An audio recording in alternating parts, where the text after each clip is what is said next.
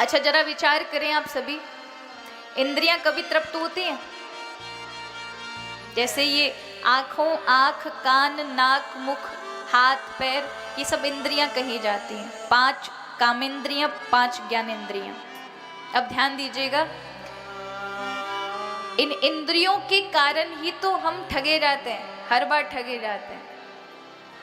अब ध्यान दीजिएगा, इसे गौर से सुनिएगा।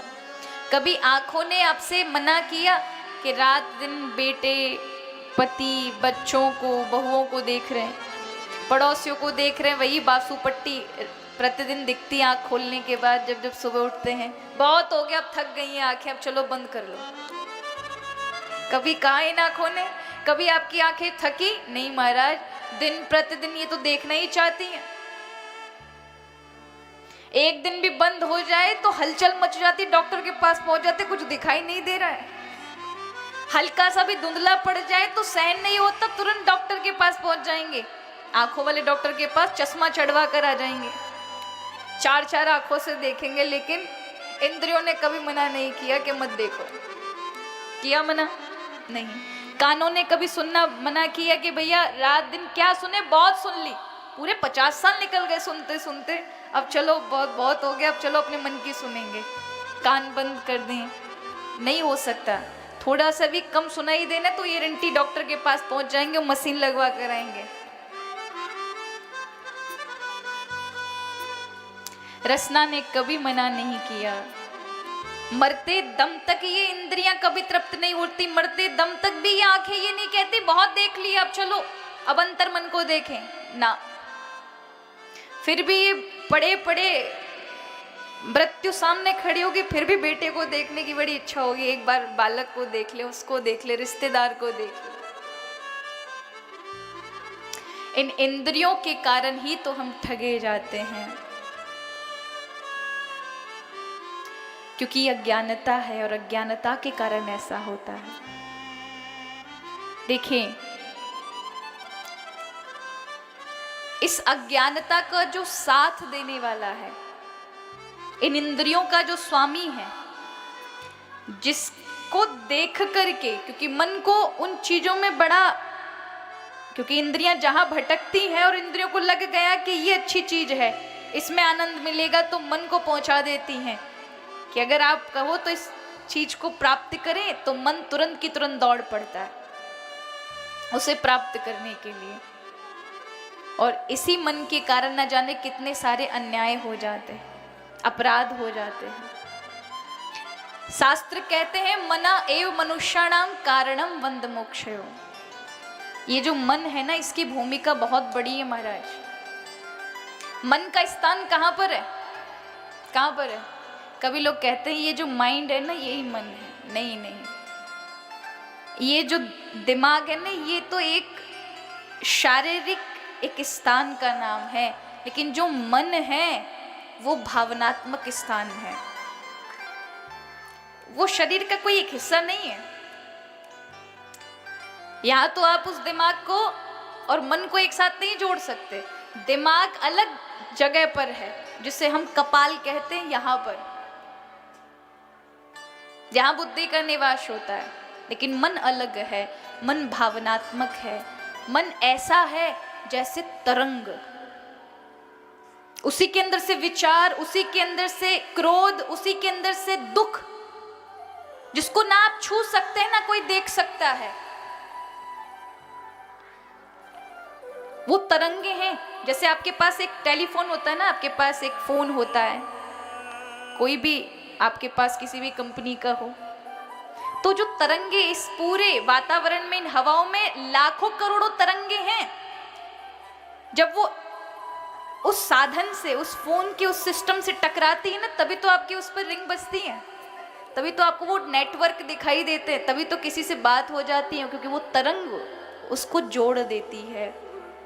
उसी प्रकार ये शरीर रूपी फोन ही समझ लो महाराज, जब तक इसमें घंटी नहीं बजेगी, जब तक मन कोई काम नहीं करेगा। मन बहुत बड़ी प्रक्रिया है। शरीर होने के बाद भी अगर मन नहीं रहे तो शरीर वहां रहेगा, लेकिन मन ना होने के कारण शरीर किसी काम का नहीं होगा। अब आप कहेंगे हमने तो अनुभव नहीं किया, तो चले अनुभव कराते हैं। आप यहाँ शरीर से बैठे हैं, लेकिन मन कहीं और घूमने चला गया और सामने वाला आपको कई बातें बता रहा है, लेकिन मन राम वहाँ मौजूद ना होने के कारण वो बातें आप सुन नहीं पाओगे, वो निकल जाएंगी बातें। क्यों? क्योंकि जिसकी उपस्थिति होनी थी वो कहीं और घूम रहा था। तो इंद्रियां देख रही थी, कान लगे हुए थे, लेकिन मन का संबंध ना जुड़े होने के कारण वो चीजें आप तक पहुंची नहीं। कई बार हो जाता है ना कि आपका मन कहीं और होता है, घर वाले कुछ बोल रहे होते हैं और आप नहीं सुन पाते, फिर आप कहते हैं अभी आपने क्या बोला वो मैं सुन नहीं पाया। कारण ही यही था क्योंकि वो जो जोड़ने वाला था इंद्रियों से, उसका संपर्क टूट गया महाराज। तो मन की बहुत बड़ी भूमिका है, अध्यात्म में भी और संसार में भी, भौतिकता आधुनिकता में भी और आध्यात्मिकता में भी मन की बहुत बड़ी भूमिका है। मन जब तक हरि से नहीं जुड़ेगा तब तक उसे मोक्ष की प्राप्ति नहीं होगी। इसलिए कहा मनः एव मनुष्याणाम कारणम बंध मोक्षयो। मन चाहे तो वही बंधन का कारण है, आपको बांध दे, और वही चाहे तो आपको मुक्त कर दे। मन ही आत्मा का मित्र है और मन ही आत्मा का शत्रु है। मन ही चाहे तो जन्म जन्मांतर तक आत्मा को भटका दे, 84 लाख योनियों का चक्कर लगा दे, और मन चाहे तो एक क्षण के अंदर आत्मा का मित्र बन करके उसे मुक्त कर दे। मन की बहुत बड़ी भूमिका है। इसलिए शास्त्रों ने मन पर विशेष ध्यान दिया, मन के विषय में बहुत बोला। कपिल भगवान भी अपनी माँ को यही कह रहे हैं, चेतः खलवश्य बंधा मुक्तये चात्मनो मतम। यदि मुक्त होना चाहते हैं तो उसके लिए पहले सबसे पहले इस चित्त यानी मन को संभालना जरूरी है। यहाँ बुद्धि का निवास है और मन का यहाँ निवास है, हृदय के पास। इसलिए कभी दुख होता है तो यह बुद्धि को नहीं होता, झटके किसको लगेंगे, अटैक किस पे पड़ेगा, हृदय पे पड़ेगा महाराज। भावनात्मक है ना, इसलिए दुख चिंताएं आदि ये सब चीजें यहाँ से हैं। किसी ने कष्ट दे दिया, किसी ने कुछ कह दिया, किसी ने अपमान कर दिया, कोई बात लग गई तो मन को क्षोभ, हृदय को भी कष्ट होगा। तो विचारों का बहुत बड़ा स्रोत है, समुद्र है मन। 1 मिनट के अंदर सैकड़ों विचार प्रकट कर देता है। उन विचारों के समक्ष सामने रखे होते और बुद्धि उस पर निर्णय देती है, ये ठीक है। अब आपकी बुद्धि पर भी बहुत महत्व रखता है कि बुद्धि कैसी है। बुद्धि यदि विवेकशील नहीं होगी तो विचारों में गड़बड़ कर देगी। गलत विचार को अगर चुन लिया तो वही प्रारब्ध बनाएगा।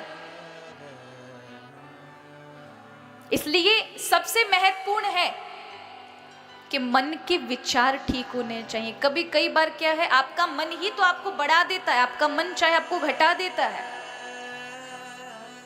मन के ऊपर ही तो सब कुछ है।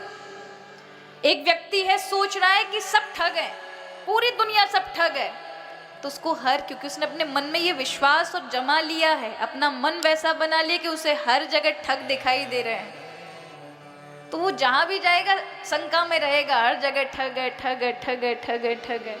और एक है जो कहता है सब में राम है, उसका मन तदाकार वैसा बन चुका है तो वो हर जगह राम दिखेगा और हर जगह उसका आभास करेगा। तो किसने किया ये काम? मन ने किया। मन बिल्कुल मिट्टी के समान प्रभु ने बनाया, गीली मिट्टी की तरह। आप चाहे जैसा आकार बना लें, आप चाहे